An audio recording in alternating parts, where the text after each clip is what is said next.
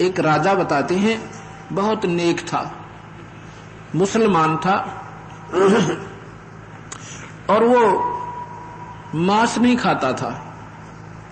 इतना नेक, ना किसी को तंग करता था और अपनी प्रजा का पालन अपने बच्चों की तरह करता था। एक बार उसका बीमारी होगी, पेट में दर्द हो गया। उसने क्या किया कि सभी डॉक्टर वैद्य बुलाए, सभी दवाई देकर फेल हो गए। एक वैद्य ने बताया कि आपने एक बकरे का कलेजा प्रतिदिन खाना पड़ेगा जब तक तुम जीवित रहोगे। अब वो मजबूरी होगी उसकी, एक बकरे का कलेजा फिर वो रोज खाने लग गया, उसको राहत मिल गई, यानी पाप न्यों बढ़े। अब वो चाहता नहीं था और फिर भी मजबूरी में दयालु होते हुए अपनी जान रक्षा की खातिर उसने खाना पड़ गया। फिर उसको एक संत टकरा जाता है, एक कबीर साहब का संत, गरीबदास जी की परंपरा में। तो वो क्या है कि नौका की इंतजार में वो संत बैठे थे। वहां पर क्या होता है कि वो नौका में बैठ चुके थे, इतने में 5-7 बकरे लेकर राजा के सैनिक आ जाते हैं और उस नाविक को मालूम था कि ये राजा के सैनिक हैं। नाविक को उन्होंने कहा कि हमें जल्दी पार करो, जल्दी जाना है। तो उस नाविक ने उस संत को उतार दिया कि आप नीचे उतरो, ये राजा के सैनिक हैं, इनको परले पार करके आना है। तो संत ने कहा कि हम भी बैठे चले जाते हैं, क्या दिक्कत हो जाएगी। तो उन सिपाहियों ने कहा कोई बात नहीं, बैठा रहने दो, महात्मा है इसको।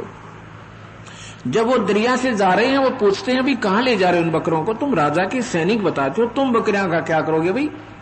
कहते हैं राजा को एक बीमारी लगी हुई है, प्रतिदिन एक बकरे का रोज सीना खाता है। उसने कहा कि राजा को कह देना आज के बाद उसको दर्द नहीं होगा, पर बकरे नहीं खावे। सैनिकों ने बताया बहुत नेक आत्मा है, वो मांस भी नहीं खाते थे मुसलमान होते हुए भी, लेकिन अब मजबूरी में उन्होंने मांस खाना पड़ गया। तो संत ने कहा कि हमारे कबीर भगवान की कृपा से वो ठीक हो जाएगा और उसने मांस नहीं खाना पड़ेगा और नहीं खाएगा। और उन सैनिकों ने उनका पता पूछा, सारा पता नोट किया। जब वो वहां पहुंचे तो राजा ने कहा कि भाई मैं मांस नहीं खाऊंगा, मैं ठीक हो गया, मुझे कोई दर्द नहीं। तब उन्होंने कहा कि भगवान राजन ऐसे ऐसे एक संत मिला था हमें।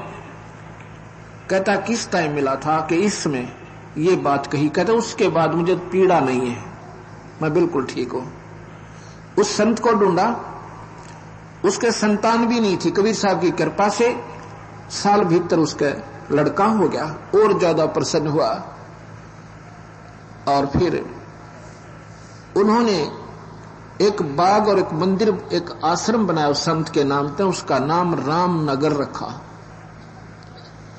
तो यहां हम ये कहना चाहते हैं कि परमात्मा किसे कहते हैं, श्रेष्ठ आत्मा। भगवान ज्योति निरंजन ये भी उस परम पिता परमात्मा का ही पुत्र है, लेकिन इसने अपनी थोड़ी सी नादानी की गलती के कारण ये श्राप लग गया, यानी बीमारी लग गई इसके, और ये इसका परिणाम हमें भी साथ भोगना पड़ रहा है। 1 लाख जीवों का ये काल रोज आहार करता है, इसलिए ये गुप्त रहता है, किसी के सामने प्रकट नहीं आता होता। स्वर्ग में नहीं रहता, ये स्वर्ग में इस रूप में नहीं रहता जिसका वास्तविक रूप है। ये जैसे प्लास्टिक सर्जरी कर ले तो वो ओरिजिनल रूप छुप जाता है उसका, चाहे कितना विकराल बुंडा हो। ऐसे ये 3 रूपों में ब्रह्मा, महाविष्णु, महाशिव रूप में वहां रहता है, 4 भुजा में, लेकिन अपनी 1000 भुजा वाले रूप को वहां गुप्त करके रहता है। एक सिद्धि होती है जो बहुत शरीर बना सकता है, जैसा चाहे कुछ समय के लिए बना सकता है। वहां भी तीनों रूप में ये हर समय दर्शन नहीं देता, सब संतों को अपना अलग स्थान रखता है। जब चाहे वहां से खत्म और गुप्त हो जाता है, किसी को अंदर आने का आदेश नहीं है। और अपने लोक में जाकर अपने विकराल रूप में बैठकर 1 लाख जीवों का आहार करता है। वहां पर तपतशिला बनी हुई है एक, एक पत्थर की टुकड़ी अपने आप स्वतः गर्म रहती है जो निरंजन लोक में है। वहां पर ना ब्रह्मा जा सके, ना विष्णु जा सके, ना शिव जा सके, ना कोई साधक जा सकता। उसने ऐसा बीच में इतना भयंकर एक शक्ति छोड़ रखी है। उसको केवल कबीर साहब के सार नाम सतनाम का उपासक संत और कबीर साहब के यानी सहारे से उस नगरी को पार करके ही जाना पड़ता है। ये काल भगवान के सिर पर पैर रख के ये कबीर हंस वहां से पार होते हैं, क्योंकि काल भगवान ने 21वें ब्रह्मांड के अंतिम लोक में, जो कि सतलोक जाने का रास्ता है, वहां पर अपने सिर के बल बंद कर रखा है कि कोई इधर से वापस ना चला जा। जब ये कबीर साहब का उपासक सतनाम और सारनाम का उपासक संत जाता है भक्त, उस हंस के सामने उसका अपने आप सिर झुक जाता है, वो रास्ता खाली हो जाता है और उसके सिर पे पैर रख के काल के ये कबीर हंस अपने सतलोक चला जाता है। अब आपको ज्ञान हुआ कि परमात्मा कितने हैं। अब यहां पर सभी संत कहते हैं कुल का मालिक एक है, और गीता में लिखा है कि अर्जुन ये संसार उल्टा लटका हुआ वृक्ष है। ऐसे ही कबीर साहब कहते हैं अक्षर पुरुष एक पेड़ है, निरंजन वाकी डार और तीनों देवा शाखा है। भाई पात रूप संसार, कितना एक ही दोहे में सारी सृष्टि का वर्णन दे दिया भगवान कबीर साहब ने। गीता में भी ऐसा ही लिखा है अर्जुन, ये उल्टा लटका हुआ वृक्ष है और इसकी जड़ ऊपर को है, यानी मूल जड़ कहां है इसकी? सतलोक है। और कबीर साहब कहते हैं कि अक्षर पुरुष एक पेड़ है। अक्षर पुरुष माने परब्रह्म। ये तो समझो जमीन से बाहर दिखने वाला पेड़ है, मोटा तना है, और इसके एक मोटी डार लगी है, मोटी डार, उसको निरंजन जानो, और उसके फिर 3 शाखा हो निरंजन के, ये ब्रह्मा विष्णु महेश समझो, तीनों देवता, और टहनी और ये देवता, और ये पत्ते रूप में संसार। लेकिन जड़ कौन है, मूल कौन है? वो कबीर भगवान सतपुरुष है, पूर्ण परमात्मा परम अक्षर ब्रह्म है, और जड़ों से ही सारी शक्ति उस पेड़ को प्राप्त है। ऐसा ही गीता जी के 15वें श्लोक में 15वें अध्याय के 17वें श्लोक में लिखा है कि वो परमात्मा तो अविनाशी भगवान तो दूसरा ही है, वही तीनों लोकों में प्रवेश करके और सबका पालन पोषण और स्थिति सब कुछ वही करता है। अब जब हमने इस बात की सही जानकारी होगी, फिर गीता जी जैसे अनमोल शास्त्र को आप पढ़ोगे, इतना आनंद आएगा। हे परमात्मा, ओए होए, इतनी सच्चाई जो गीता में लिखी है और कबीर साहब से बिल्कुल मिलती जुलती है।